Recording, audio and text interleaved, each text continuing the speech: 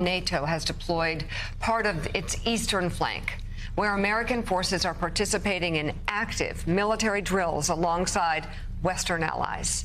NBC News correspondent Josh Lederman is at Camp Adazi in Latvia covering the joint exercises. Josh, good morning. What can you tell us?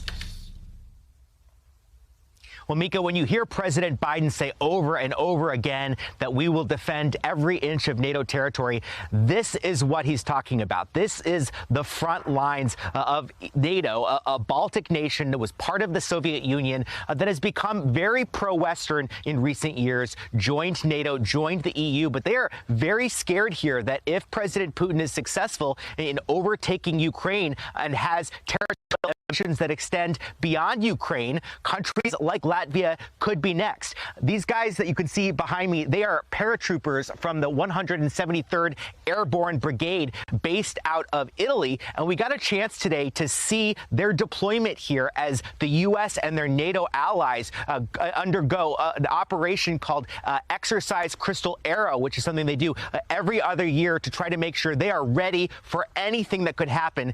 Take a look at what we saw. This morning, American troops far from home, training in Latvia alongside NATO allies, the last frontier between Russia and the West.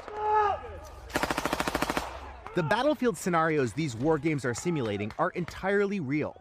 Brigadier General Joseph Hilbert oversees the 7th Army Training Command. What message do you think exercises like this send to our potential adversaries? I think they send that we're ready, and we are again a 30-member alliance that's based on common values of freedom. It's a little over 100 miles from here to the Russian border. When President Putin says that NATO's expansion into Eastern Europe threatens Russia, this is what he's talking about. But NATO says it's a defensive alliance and that these troops pose no threat. Last month, the U.S. sent an additional 7,000 U.S. troops to Europe to be ready to assist NATO's response force, activated for the first time in its history to defend NATO territory. Attention! The U.S. deployed about 800 troops to the Baltic nations of Latvia, Estonia, and Lithuania as Russia moved into Ukraine, plus Apache attack helicopters made in the U.S. This morning, U.S. troops are playing the attackers. Italian troops on the other side playing the defenders. They switch sides regularly to ensure they're ready for everything. We are training together in case any nation or other alliance were to impede upon NATO.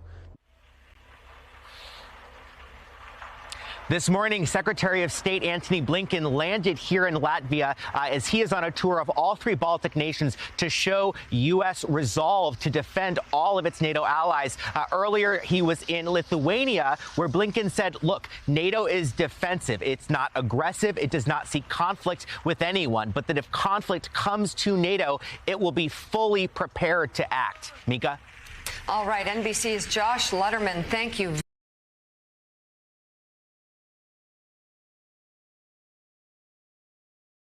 Hey, thanks so much for watching our YouTube channel. You can follow up on today's top stories and breaking news or catch up on your favorite MSNBC shows all in one place. Download the NBC News app today.